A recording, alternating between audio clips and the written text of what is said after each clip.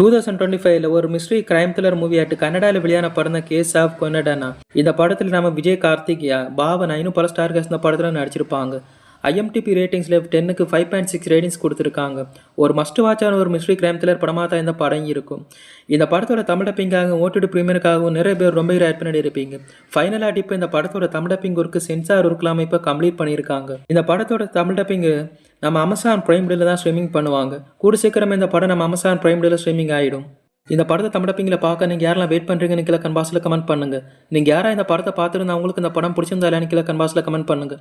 இந்த வீடியோ பிடிச்சிருந்தா லைக் பண்ணுங்கள், ஷேர் பண்ணுங்கள். இதே மாதிரி Tamil dub movies OTT updates பற்றி தெரிஞ்சுக்க மறக்காமல் நம்ம ஹோலி டிவி சேனல் சப்ஸ்கிரைப் பண்ணி வச்சுக்கோங்க.